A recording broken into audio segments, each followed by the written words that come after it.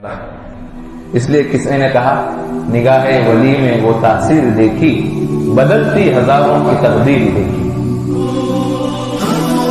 بدلتی ہزاروں کی تقدیر۔ چھٹی بات فرمایا، تعجب ہے اس شخص پر جس کو جنت کے نعمتوں کا علم ہو پھر بھی کسی اور چیز سے راحت پائے۔ مومن تو یہاں کی لذتوں میں نہیں پڑتا، مومن تو ہمیشہ کس خیال میں ہے؟ جنت کی نعمتوں کے خیال میں۔ جنت کا تعارف ہو گیا، اللہ رب العزت نے وہ کسی جگہ بنائی تو مومن کو چاہیے کہ کیسی بنائی تعارف تو ہو گیا قرآن میں، حدیثوں میں پوری تفصیل ہے، حدیثوں میں جنت کیسے ہیں، حور ہیں تو حور کیسے ہیں، ان کا کیا کیا انداز ہے، جنتیں کتنی قسم کی ہیں، اور جنتوں میں کیا کیا خواہشات اللہ نے رکھی ہے، پوری تفصیل ہو گئی۔ جنت کا سین بہت کھینچا اللہ نے قرآن میں، تاکہ مومن دنیا کی خواہشات سے جان چھوٹے مومن کی۔ تو اب اللہ سے ہر وقت جنت ہی طلب کرے بندہ۔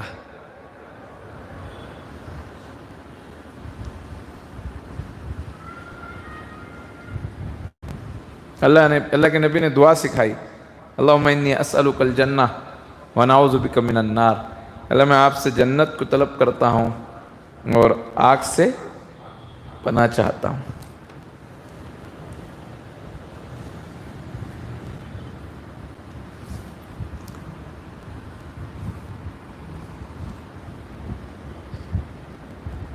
مانگنا چاہیے بندہ جنت، جس کو جنت زیادہ یاد ہونا دنیا میں دھوکہ نہیں کھا سکتا،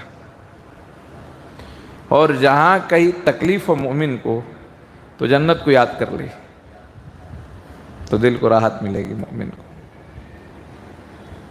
جنت کا ہے کب ملے گی؟ جنت کے عیش و آرام قبر ہی سے شروع ہو جائیں گی۔ اللہ جنت کی کھڑکیاں قبر میں کھول دیں گے، وہاں سے بندے کو وہاں کی خوشبوئیں، وہاں کے نعمتیں ملنا شروع ہو جائے گی۔ تو جنت ہو سکتے کل بھی ہو ہماری، اور دور نہیں ہے۔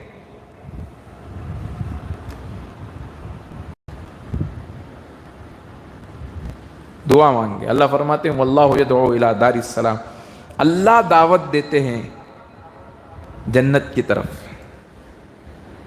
اللہ بلا رہے ہیں جنت کی طرف۔ تو مطلب ہے کہ اللہ مومن کو کیا دینا چاہتے ہیں؟ انسان کو جنت دینا چاہتے۔ جب دینا چاہتے ہیں تو آسان ہے، بندہ حاصل کرے، پھر ویسے اعمال کرے کہ جنت میں پہنچ کر بھی دم لے بندہ، برابر مسلسل کوشش۔ کہاں دم لینا ہے؟ جنت پہنچ کے۔ مگر جنت یاد رکھو نیکی سے ملتی ہے، اور سب سے اعلیٰ چیز جو جنت میں ہوگی وہ اللہ کی رضا اور اللہ کا دیدار ہوگا۔ بندہ تو مدہوش ہو جائے، بھول جائے گا ساری نعمتیں، اپنا دیدار کرائیں گے۔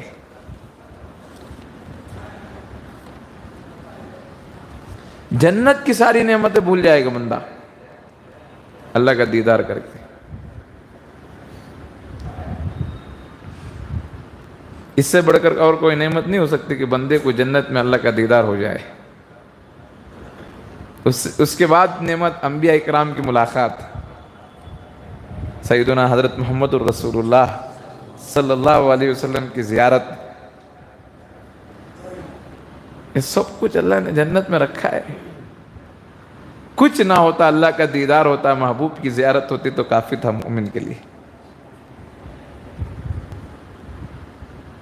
تو اللہ رب العزت سے نعمت مانگے، خوب مانگے، بار بار مانگے، جنت کی طلب پیدا کرے، اور مانگے اللہ جنت وہ مانگتا ہوں اس لیے کہ جنت ہی میں آپ کا دیدار ہونا ہے۔ فی مقعد صدق عند ملیک مقتدر، بندے کو وہ مجلس وہاں نصیب ہو جائے جہاں اللہ کا دیدار ہونے والا ہے۔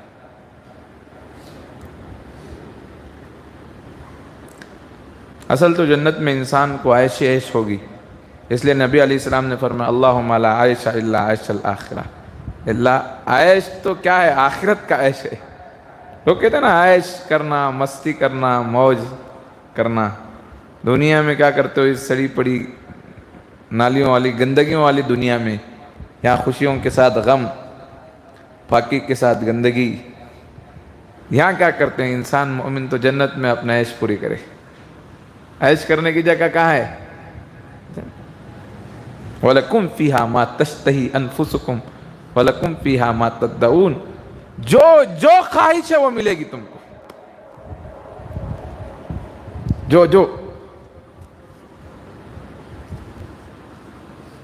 جو مانگو گے ملے گا۔ وہ دنیا تو کرنٹ کی دنیا ہے، یہاں کھٹکا بجائے تو وہاں فین لگ جائے، وہ دنیا ویسی، ادھر ارادہ کرے تو وہ چیز وجود میں آ جائے۔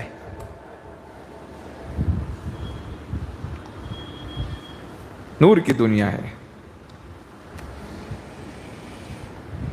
دنیا میں میزبان آتے ہیں تو مہمان آتے ہیں تو میزبان کوشش کرتا ہے کہ ایسی چیز دوں جو خوش ہو جائے، مگر ہر چیز مہمان کے مطابق تو نہیں ہوتی نا۔ لیکن اللہ مالک الملک ہیں، خالق کائنات ہیں، انہوں نے جنت ایسی بنائی ہے، مرنے والے مہمان ہوتے ہیں تو ایسا نوازتے ہیں مہمان خوش ہو جاتا ہے۔ یہ فرما رہے ہیں ہر خواہش پوری۔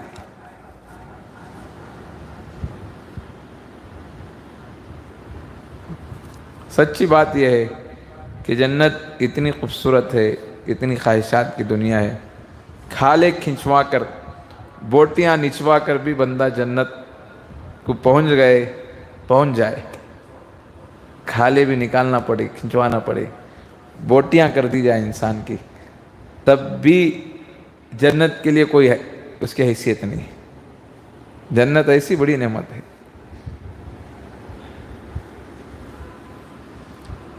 تو اتنا سب کچھ کر کے بھی اللہ کا دیدار ہو جائے تو بڑا سستا سودا ہے۔